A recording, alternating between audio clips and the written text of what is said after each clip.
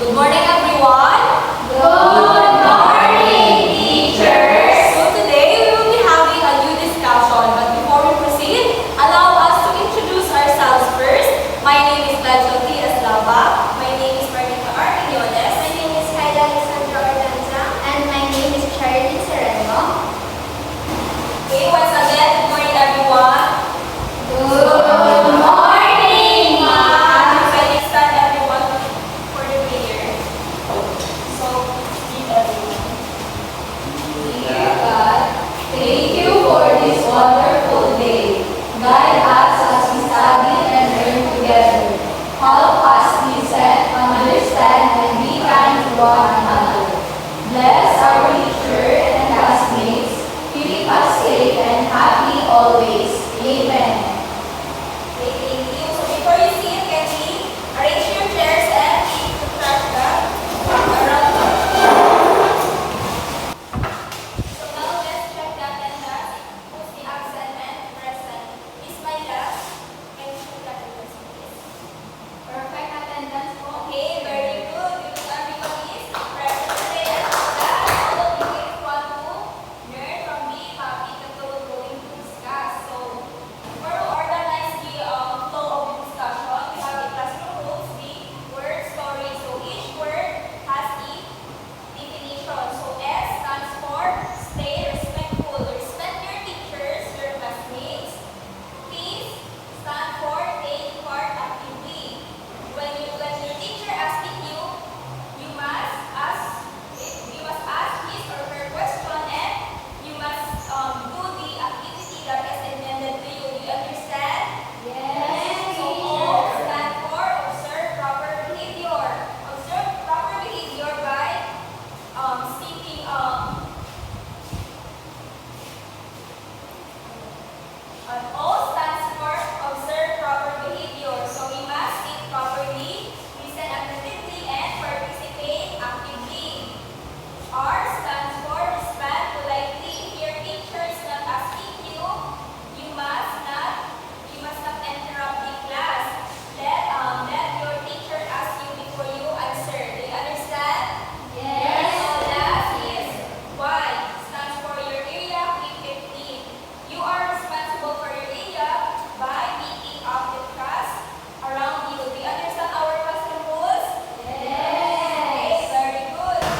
So once again, good morning to each and everyone. So today we will proceed to our activity entitled Guess the Character. So I will show pictures later and you will guess who they are and share if you heard stories about them. So are you ready, class?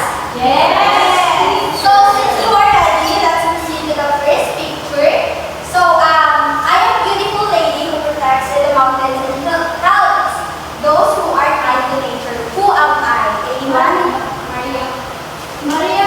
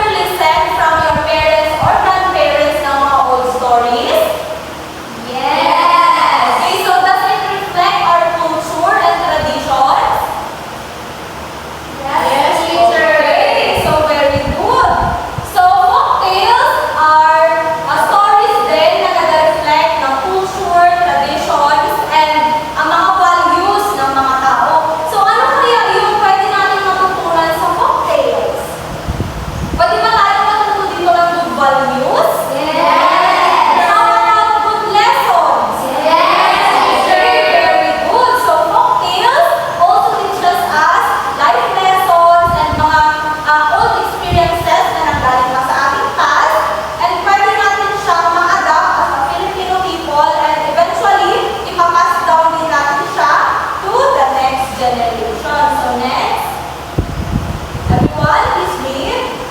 Folk tales of them include magical creatures, heroes, ordinary people, animals, and mythical beings. Okay, thank you. So, sa Filipino folktales, there are also a lot of characters na pwedeng makita natin. So, we have magical creatures, heroes, ordinary people, animals, and mythical beings.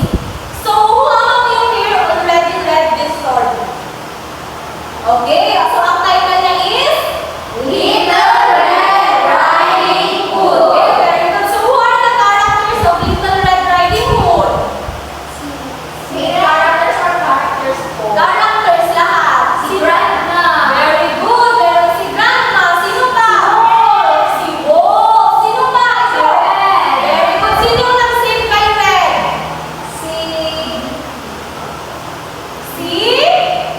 Yung woodcutter sa forest. So, those are the characters of this story. So, pag sinabi natin characters, it refers to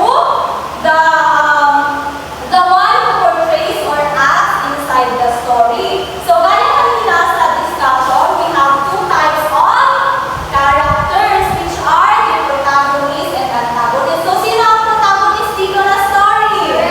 Sino yung bida? Sino naman yung antagonist? Yung pangkabida? Very good. So, next. Everyone, please read. Folk tales are important because they help preserve culture and allow younger generations to learn about traditions and experiences of the past. Through these stories, students learn values such as respect, kindness, bravery, unity, and honesty. Okay, so folktales helps us to preserve the Filipino culture since yung mga story dati, binapass down siya ngayon and ganun din yung gagawin to the next generation. And eventually, it will also taught the students to learn values which are Respect, kindness, bravery, unity, and honesty. So are these values valuable for us as a pupil? Yes, teacher. Na meron tayo itong mga values para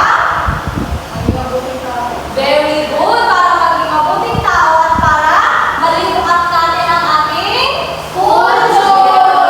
Good. So next, we have here. So we have here some well-known Filipino folktales which are Maria Matiling, Bernardo Carpio, Malakas at Maganda, and Legend of White Apple, and last, Gatibong Adarna. So who among you here already read one of these stories? Nabasa niyo ba yung ilan dito? Okay, so since may familiar na kayo dyan, we are going to read a story. So if you wanted to read a story, clap once. If you're willing to answer, clap twice. And if you're willing to participate in our reading session, clap thrice. Okay, so we have here, see? Malakas at siya. Sa row 1 muna sila ang magbabasa ng ating first paragraph. So, group 1 is read. Long ago, before humans existed, the world was made up only of the sky, the sea, and a bird named Amihan. There was no land, no trees, and no people. Amihan flew endlessly between the sky and the sea, but eventually became tired because there was nowhere to rest. Okay, so next, row 2. To solve this problem, Amihan encouraged the sky and the sea to fight with each other. The sea threw huge waves toward the sky, while the sky pushed the waters back with strong winds.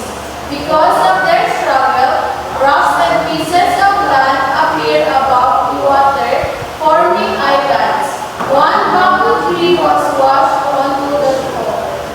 Okay, so everyone, read. Curious, Amihan landed on the bamboo and pecked it repeatedly until it split open into two parts. From one half emerged a strong and brave man named Malakas, which means strong, and from the other half came a beautiful and gentle woman named Maganda, which means beautiful. Malakas and Maganda became companions and eventually the first man and woman on earth. Together, they lived on the newly formed islands and became the ancestors of the Filipino people. And last, sige, everyone please read the last part.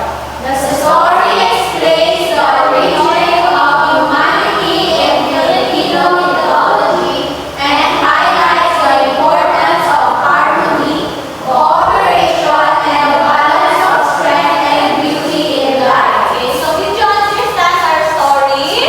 Yes, teacher. So if you really understand our topic or our story, I have here some questions. So who are the main characters in the story of Malakas at Maganda? Malakas and Maganda. Very good. Where did Malakas and Maganda came from? Bamboo. Very good, sa bamboo. What does the story Malakas at Maganda teaches us about Filipinos? Ano daw? Do not fight. Very good, do not fight. So we should always have cooperation and unity. And also, it also highlights kung paano nag-start ang, ano sila? Ancestor. Very good. So sila ang nag-start ng, or nag-introduce ng beginning ng ating as a Filipino. Very good. So how about the story Alamat ng Pinya? Are you all familiar with it? Yes,